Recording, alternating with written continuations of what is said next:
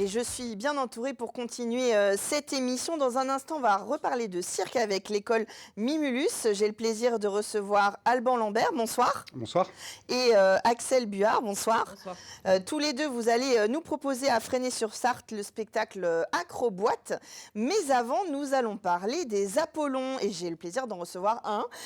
Antoine Boussard, bonsoir. Bonsoir. Vous êtes comédien, humoriste, auteur, metteur en scène. Et avec Evelyne David, vous avez créé ce spectacle qu'on va pouvoir retrouver. On dit Evelyn. Evelyn. Evelyn, voilà, oui, Oui, c'est bah oui, le en même masculin d'Evelyne. Oui, oui, mais je ne sais pas pourquoi j'ai dit Evelyne en plus, parce qu'il n'y a pas de E à la fin, c'est On juste lui que fait j'ai. tout le temps, faut le savoir. Ah oui. Et même des fois, on le transforme Non, mais carrément. c'est Evelyn David. Ouais, faut le dire à l'américaine. Voilà, Exactement. c'est ça, c'est pour Evelyn David.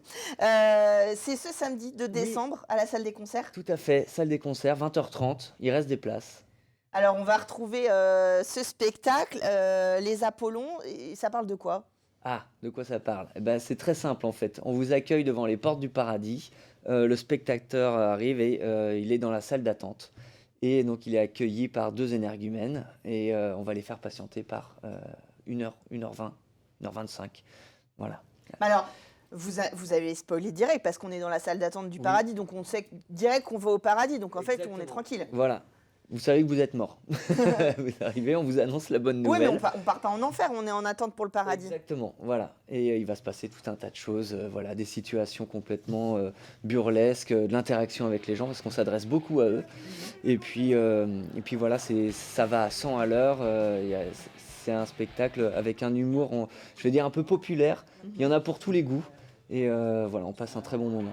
Alors vous avez fait notamment avec ce spectacle déjà les premières parties de Jarry ou de Jean-Marie Bigard, donc on est vraiment en effet sur du tout public et de l'humour généreux. Voilà, exactement. C'est vraiment tout public. Après, moi, je dirais à partir de 10 ans. Oui, bien sûr, parce Le qu'il faut spectacle. comprendre Voilà, il y a toutes des petites les tranches subtilités. d'humour. Et puis, bon, c'est vrai que par moment, il peut y avoir un petit peu de choses un peu grivoises. Voilà. Donc, peut-être Oui. que les enfants vont pas forcément comprendre, mais les parents peuvent un peu tiquer. Et, Oui, oui, on n'est peut-être et- pas obligé de voilà. devoir faire une explication de texte en Exactement. sortant du spectacle. C'est ça. Alors, vous vous êtes rencontrés avec Evelyn à l'Institut national du musical, c'est-à-dire au Mans. Alors, on s'est rencontrés un peu avant. C'était à l'école du spectacle à Quetzen, où on faisait les cours amateurs. Et après, effectivement, comment on va dire, les patrons de l'école Quetzen nous ont repérés, ils nous ont mis sur la revue de la Flambée. Et l'année suivante, ils nous ont intégrés à l'INM, voilà, l'Institut national des arts du musical, pour un an de formation. Et là, vous avez eu l'envie de créer, c'est l'humour qui vous a raccordé tous les deux pour Et, faire ce... effectivement, ça a matché tout de suite au niveau de l'humour. On le voit sur scène, hein, Voilà. ça fuse. Ouais, c'est ça. Le duo a vraiment fusionné à ce moment-là et dans l'écriture parce qu'on a travaillé sur les revues pendant 10 ans et du coup, ça nous a forgé. On a écrit plein de sketchs et on s'est dit, tiens, ça pourrait être pas mal d'en faire un spectacle.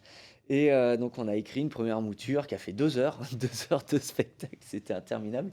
Et puis on a coupé, on a retravaillé un petit peu le moule du spectacle. Et puis on a rencontré Jarry, qui nous a mis sur ses premières parties, qui nous a mis un peu le pied à l'étrier, qui nous a un peu aidé à dire, les gars, ce serait bien peut-être à un moment donné de sortir un peu de votre petit cocon, parce que c'est vrai qu'on était confort à la Flambée, tous les ans on avait les spectacles.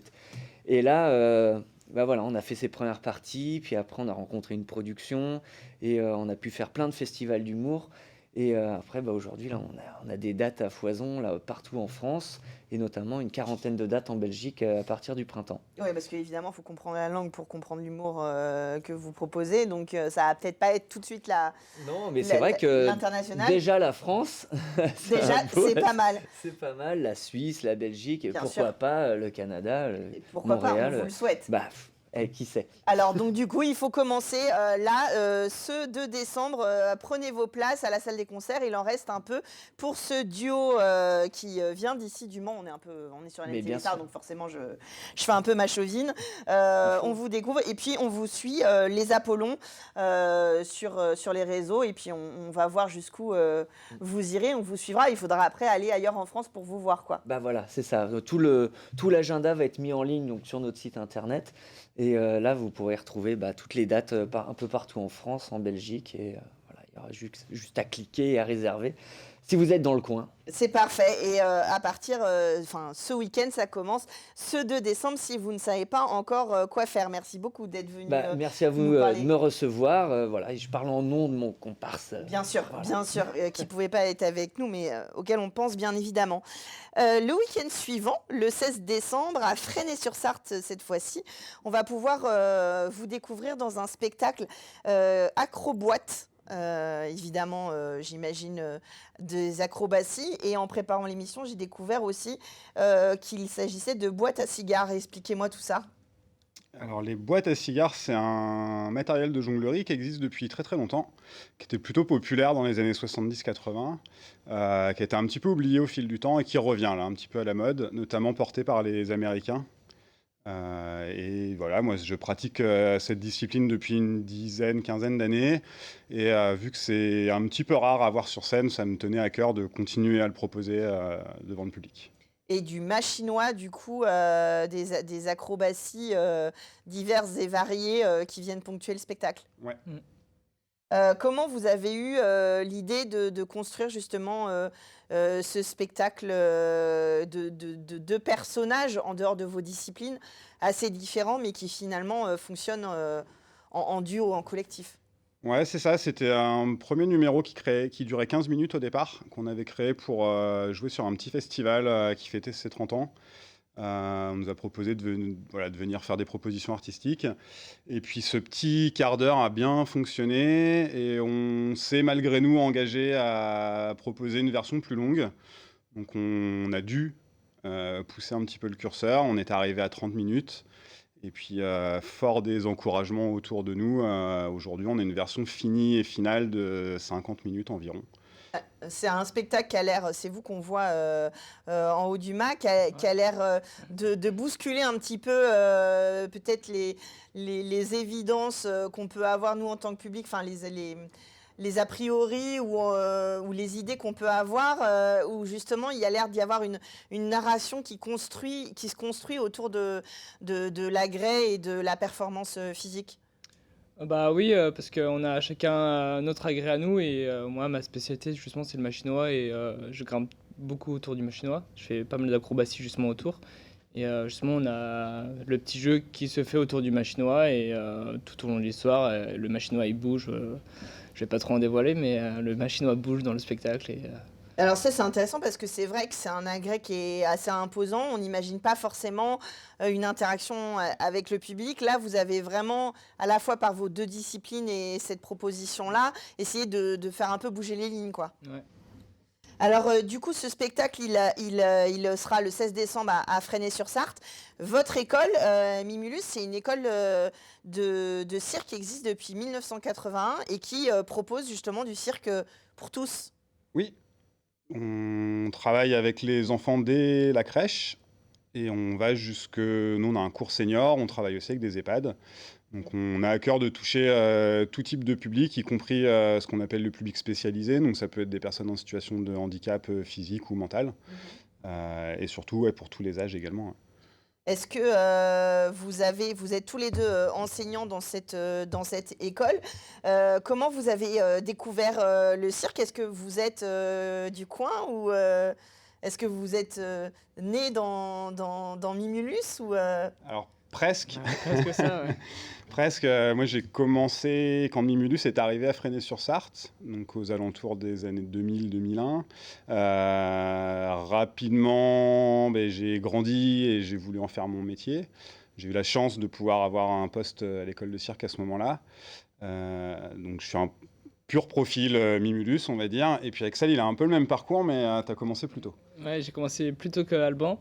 Mais Alban, au début, c'était mon prof. D'accord, Justement, j'étais son élève et j'ai commencé à 3 ans, moi. d'accord. Et justement, il y a des cours famille aussi au Chapiteau et moi, j'ai commencé avec mon père à faire des cours famille. Et vous suivez sur le machino ou pas du tout? Non, pas du tout. Alors, c'est vrai que vous le disiez, vous êtes installé depuis les années 2000 à Fresnay-sur-Sarthe. Avant, c'était au Mans.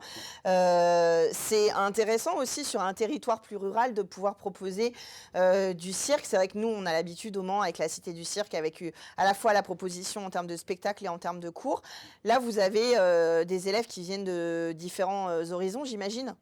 Ouais, complètement. On touche, je pense, un bassin en termes de kilomètres qui est peut-être plus large, effectivement, mais parce que il y a aussi moins de personnes à toucher juste sur notre commune. On connaît bien l'équipe du plongeoir Cité du Cirque parce qu'on fait partie de la même fédération et on est plutôt complémentaires en fait sur le territoire. Bien Nous, sûr. on a vraiment un public rural qui est en demande aussi d'avoir une offre culturelle et de loisirs. Bien sûr. Et donc voilà, on se complète plutôt pas mal. Ouais. Et Axel, comment vous avez choisi le match chinois ou est-ce que c'est lui qui vous a choisi? Bah, un peu des deux, parce que c'est la première année où le match chinois est arrivé sous le chapiteau. Moi, j'ai voulu en faire, je savais pas trop ce que c'était. À cet âge, j'avais 8-9 ans. J'étais tout petit, donc voir un grand bâton sous le chapiteau, ça donnait envie d'essayer. Puis j'ai pas arrêté depuis, j'en faisais tous les ans. Voilà, de quoi susciter des vocations. En tout cas, le 16 décembre, on réserve les places et on peut vous découvrir à Fresnay-sur-Sarthe. Voilà. L'école Mimulus, bon, on peut découvrir la suite de la saison parce que vous proposez une offre de spectacle tout au long de l'année sur votre site internet mimulus.fr. Et puis, pourquoi pas, si ça suscite des vocations, vous rejoindre en tant qu'élève. Ah oui, complètement. Bah oui. Absolument. Eh ben, merci beaucoup d'être venu jusqu'à nous.